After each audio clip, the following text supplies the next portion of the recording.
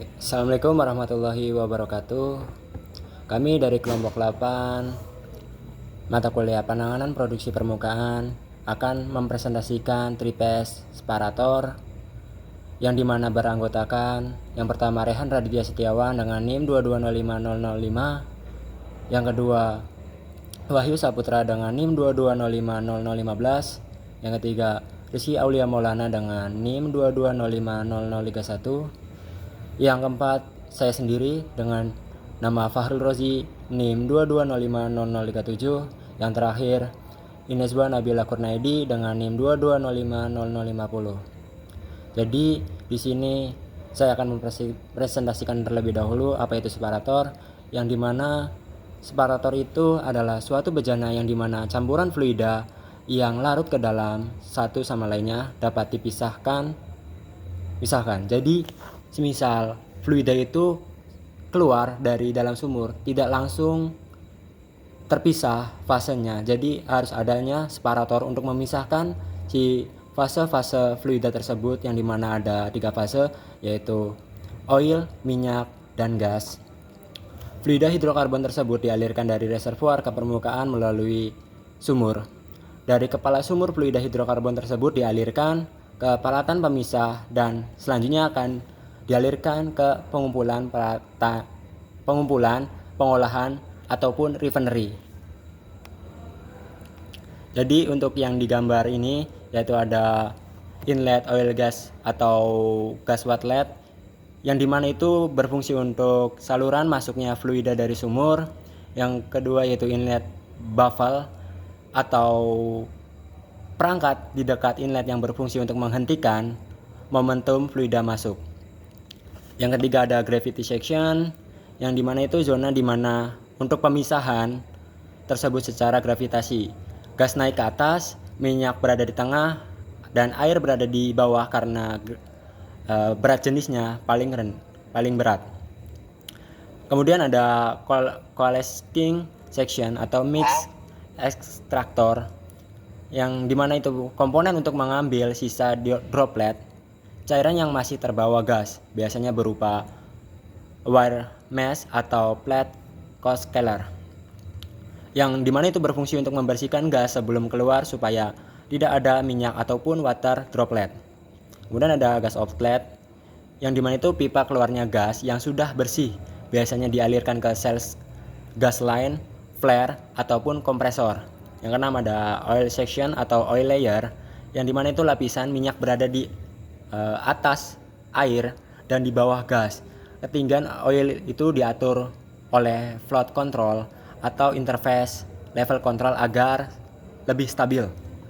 Yang selanjutnya itu ada oil section atau oil layer, lapisan minyak berada di atas air dan gas. Ketinggian oil itu diatur oleh float control atau interface level control agar stabil.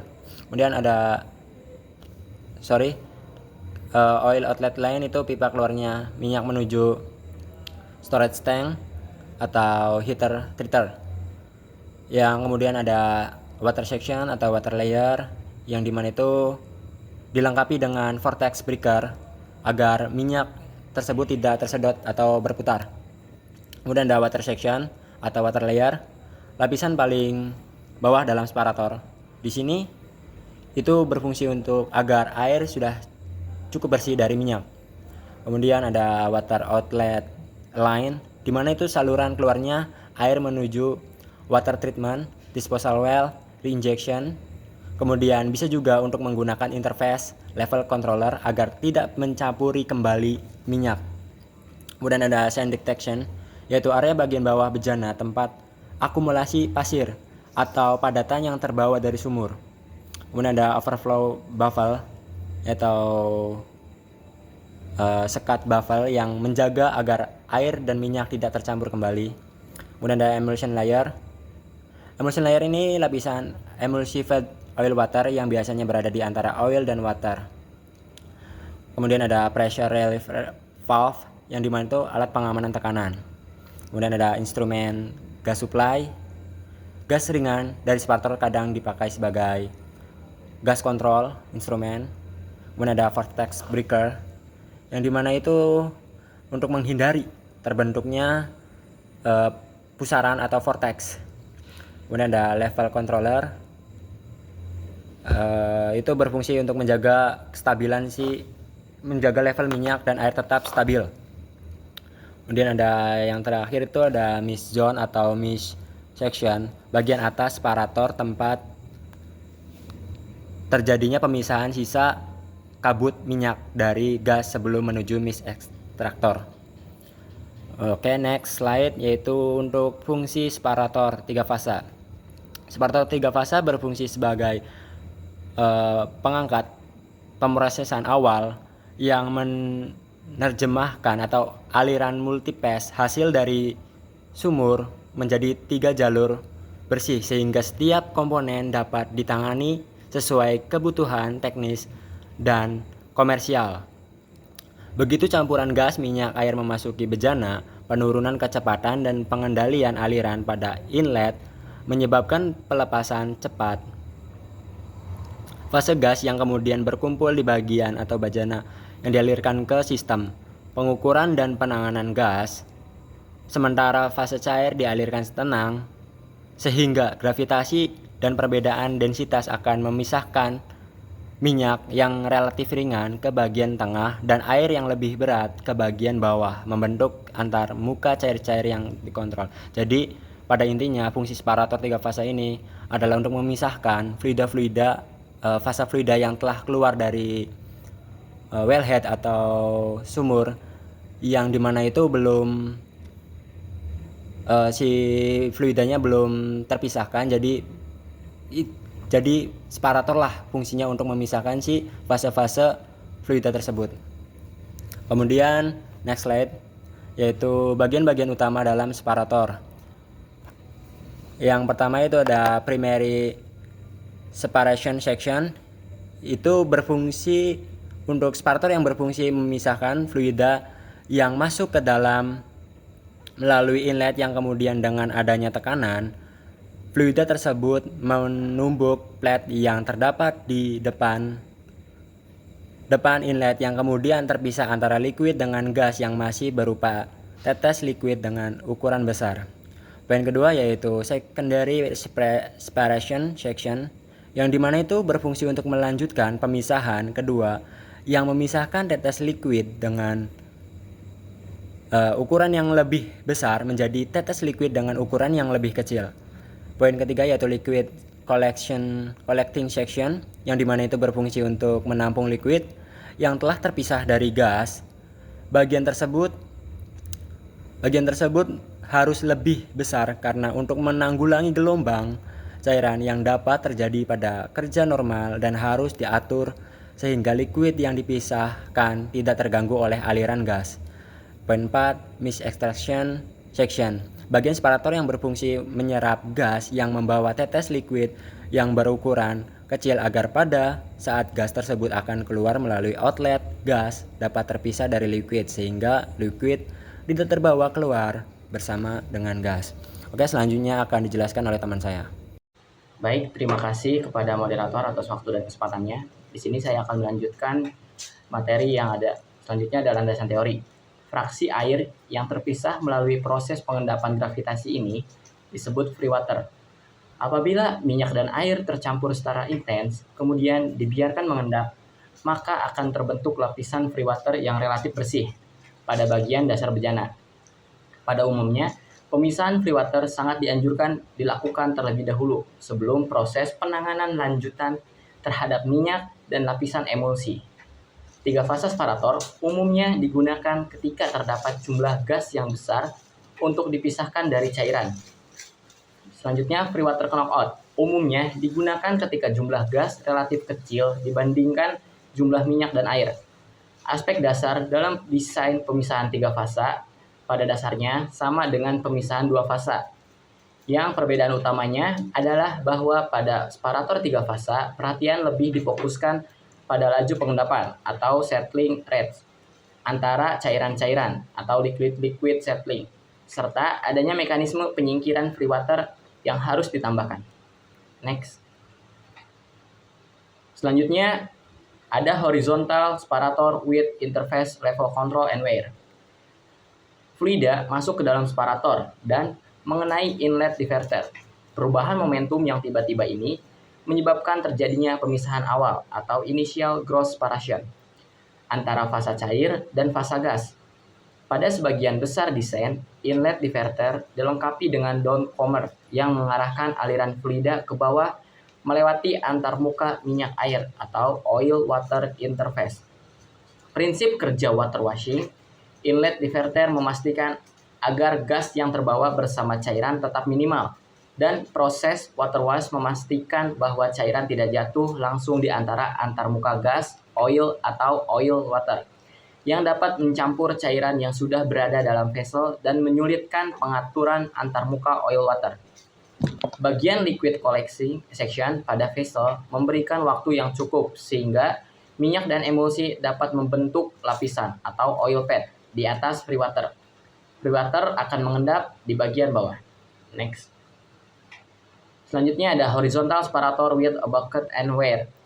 Desain ini menghilangkan kebutuhan penggunaan liquid interface controller. Pada konfigurasi ini, baik minyak maupun air mengalir melewati weir, di mana pengendalian level dilakukan dengan pelampung pemindah atau displacer float sederhana. Minyak melimpas melewati sekat minyak ke dalam bak minyak atau oil bucket. Tempat ketinggiannya dikendalikan oleh pengendali level yang mengoperasikan katup buang minyak atau oil dam valve. Air mengalir di bawah bak minyak lalu melewati sekat air. Level di hilir sekat ini dikendalikan oleh pengendali level yang mengoperasikan katup buang air atau water dam valve, seperti gambar yang sebelah kiri. Selanjutnya, ketinggian sekat air di dalam bejana harus cukup jauh di bawah ketinggian sekat minyak sehingga ketebalan lapisan minyak atau oil pad memberikan waktu tinggal minyak yang memadai untuk memperoleh tinggi lapisan minyak yang diinginkan. Sekat air harus dipasang pada jarak tertentu di bawah sekat minyak. Jarak ini dihitung dengan menggunakan persamaan delta H sama dengan H oil dikali 1 min densitas oil per densitas water. Next. Selanjutnya ada FWKO, Free Water Knockout. Adalah tangki bertekanan pada industri minyak dan gas yang digunakan untuk memisahkan air bebas atau free water dari minyak dan gas dengan memanfaatkan waktu tinggal atau residence time. Alat ini digunakan apabila jumlah gas yang ada relatif lebih kecil dibandingkan dengan jumlah fluida atau cairan yang ada. Skema FWKO vertikal, control level harus jelas bahwa prinsip pengoperasian kapal semacam itu sama dengan yang dijelaskan di atas. Desain FWKO dengan pemisah 3 fasa. Karena ada sangat sedikit gas, kendala kapasitas cairan selalu menentukan ukurannya. Selanjutnya akan dilanjutkan oleh teman saya. Baik, terima kasih. Selanjutnya saya yaitu menjelaskan tentang deskripsi peralatan vertical separator. Inlet diverter memisahkan sebagian besar gas. Sebuah downcomer diperlukan untuk mengalirkan cairan melalui antarmuka oil gas agar tidak mengganggu proses oil skimming yang sedang langsung. Outlet spreader atau downcomer terletak tepat di bawah antarmuka oil water, sehingga proses water washing terhadap fluida masuk dapat berlangsung. Pada titik ini, seiring naiknya minyak, free water yang berperangkap dalam fase minyak akan terpisah. Droplet air mengalir berlawanan arah atau counter current. Terdapat aliran minyak, demikian pula air mengalir ke bawah. Dan droplet minyak yang terperangkap dalam fase air akan bergerak naik berlawanan arah dengan aliran air. Oke, next. Terus ada pertimbangan seleksi, yaitu ada kekurangan separator horizontal. Yang pertama adalah penanganan padatan kurang baik, yaitu butuh banyak drain, jarak antara 1 sampai 5 meter, dan sanjet kurang efektif. Yang kedua ada butuh area tapak lebih besar. Ini tidak cocok untuk offshore kecuali disusun bertingkat. Yang ketiga ada kapasitas saugs kecil pada diameter kurang dari 1,5 meter. Level shutdown dekat dengan level normal, mudah terjadi gelombang internal. Lalu yang keempat adalah masalah penempatan kontrol level pada diameter kecil lebih dari 1,5 meter dan rentan gangguan jika terjadi slugging. Lalu ada kekurangan separator vertikal. Yang pertama ada akses service, yaitu relief valve atau kontrol lebih sulit perlu platform. Dan yang kedua ada kendala transportasi karena tinggi. Oke, next. Lalu ada interval pressure.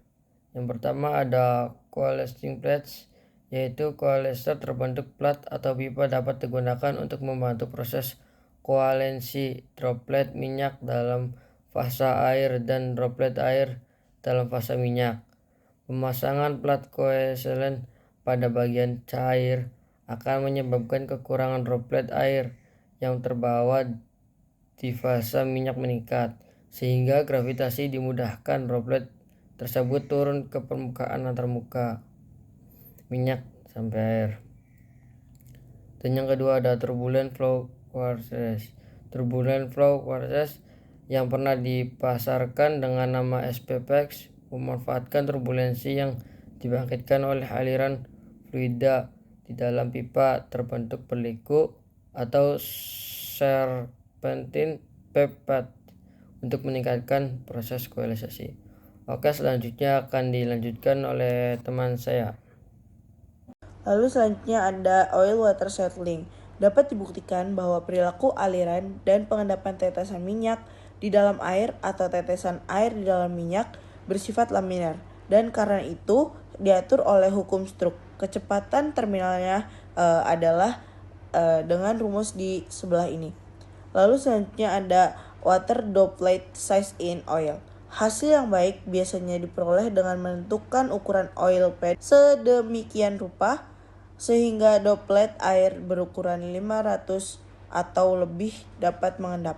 Pada sistem minyak berat, kadang diperlukan desain untuk mendapatkan droplet 1000 agar tetesan air turun. Dalam kondisi seperti ini, emulsi yang terbentuk dapat mencapai 20-30% air. Lalu selanjutnya ada oil droplet size in water. Pengendapan tetesan minyak dari air lebih lambat dibandingkan pengendapan tetesan air dari minyak. Viskositas minyak besarnya sekitar 5-20 kali viskositas air. Dengan demikian, kecepatan pengendapan terminal tetesan minyak di dalam air jauh lebih kecil dibandingkan tetesan air di dalam minyak. Lalu selanjutnya ada retention time. Sejumlah waktu retensi minyak harus tersedia untuk memastikan bahwa minyak mencapai kesetimbangan dan gas feed head dapat terlepas. Selain itu, diperlukan ruang penyimpanan tambahan yang memastikan bahwa free water memiliki cukup waktu untuk berkoalensi menjadi droplet yang cukup besar sehingga dapat mengendap. Lalu selanjutnya horizontal separator sizing. Di sini ada gas capacity constraint. Diasumsikan waktu tinggal gas sama dengan waktu yang diperoleh droplet cair untuk turun mencapai permukaan cairan. Dari kondisi ini diperoleh hubungan untuk menentukan kombinasi diameter dan panjang efektif separator dengan rumus di bawah ini. Lalu selanjutnya ada retention time constraint. Konstan pada persamaan waktu tinggal cairan dengan digunakan untuk menentukan pasangan diameter panjang vessel yang memenuhi kebutuhan pemisah minyak dan air. Lalu selanjutnya ada settling water drops from oil fase. Kecepatan jatuh drop air di dalam minyak mengikuti hukum Stokes, menentukan ketebalan maksimum pada oil yang masih memungkinkan air mengendap dengan rumus di bawah ini. Lalu untuk droplet 500 digunakan untuk sederhana. Lalu next akan dibacakan oleh rekan saya. Kemudian ada separator design, horizontal separator sizing other than helpful. Metode desain yang kompleks untuk memastikan separator memiliki ukuran yang tepat ketika jumlah cairan di dalam lebih banyak atau lebih sedikit dari kapasitas dengan fokus pada penggunaan luas permukaan kontak fasa minyak dan air yang sebenarnya. Kemudian, horizontal sparator sizing other than helpful berdasarkan ketebalan bantalan minyak maksimum, laju aliran cairan dan waktu retensi, diameter bejana maksimum dapat dihitung. Kemudian, ada tinggi fraksional bejana yang dibutuhkan untuk air dapat ditentukan dengan menyelesaikan persamaan di samping. Kemudian, diameter bejana maksimum dapat ditentukan dari tinggi fraksi total cairan dan air. Kemudian ada sparator horizontal sizing, yaitu seperti halnya pemisah 3 fase horizontal, semakin besar rasio kelangsingan, semakin murah bejananya. Pada pemisah vertikal yang ukurannya didominasi cair adalah umum untuk memilih rasio kelangsingan tidak lebih dari 4 untuk menjaga ketinggian bagian pengumpulan cairan ke tingkat yang wajar. Pilihannya antara 1,5 hingga 3 adalah hal biasa. Meskipun batasan tinggi, badan dapat memaksa pilih rasio kelangsingan yang lebih rendah. Kemudian ada prosedur untuk menentukan pemisah vertikal 3 fase. Yang pertama, menetapkan desain basis. Hal ini mencakup penentuan laju alir, maksimum dan minimum, tekanan, temperatur operasi, ukuran droplet yang harus dipisahkan. Kemudian menghitung diameter minimum yang diperlukan agar droplet cairan dapat mengendap melalui fasa gas. Kemudian yang ketiga, menghitung diameter minimum yang diperlukan agar droplet air dapat mengendap melalui fasa minyak. Kemudian yang keempat, menghitung diameter minimum yang dilakukan agar droplet minyak dapat naik melalui fase air. Kemudian yang kelima, pilih diameter terbesar dari ketiga diameter yang dihitung pada langkah 2-4 sebagai diameter minimum. Nilai berapapun yang lebih besar dari diameter minimum tersebut dapat digunakan sebagai diameter vessel. Kemudian yang keenam, untuk diameter yang telah dipilih dan nilai asumsi antara O dan W menggunakan persamaan retention time constraint. 7. Dari D dan HO plus HW, panjang sim to sim dapat diestimasi menggunakan persamaan sim to sim lag. Kemudian yang ke-8, periksa slenderness ratio. Dengan slenderness ratio antara 1,5 hingga 3 merupakan nilai yang umum yang sering digunakan pada sparator vertikal 3 fase. Kemudian jika memungkinkan, pilihlah diameter standar dan scheme to scheme length yang standar juga. Nah, jadi kesimpulannya, sparator 3 fasa adalah peralatan penting dalam industri oil and gas untuk memisahkan campuran fluida produksi menjadi gas, minyak, dan air yang berdasarkan perbedaan densitas. Peralatan ini dapat berbentuk horizontal, vertikal, FVKO, atau yang biasa disebut dengan free water knockout. Masing-masing memiliki kelebihan dan kekurangan tergantung dengan kondisi operasinya. Dalam sparator, komponen spray inlet diverter, downcomer, weir, level controller memastikan setiap pemisahan ini berjalan dengan stabil. Sehingga ukuran droplet, viskositas fluida, serta sifat emulsi sangat mempengaruhi kinerja dari pemisahan. Desain sparator dilakukan dengan mempertimbangkan kapasitas gas, retensi cairan, ketebalan oil pad, dan tinggi fraksional air untuk menentukan diameter serta panjang bejana yang optimal. Teknologi seperti colasting plates dapat meningkatkan efisiensi, tetapi hal ini juga dapat menyumbat dan menambah biaya operasi. Secara keseluruhan, sparator 3 fasa memastikan pemisahan fluida yang efisien sehingga minyak dapat diproses lebih lanjut, air bebas dihilangkan, dan gas dapat dipisahkan dengan baik. Mungkin cukup sekian yang bisa saya jelaskan. Saya kembalikan lagi ke moderator. Sekian, terima kasih. Baik, terima kasih. Sekian presentasi dari kelompok 8. Kurang lebihnya kami mohon maaf. Kami akhiri, wabillahi taufik wal hidayah. Wassalamualaikum warahmatullahi wabarakatuh.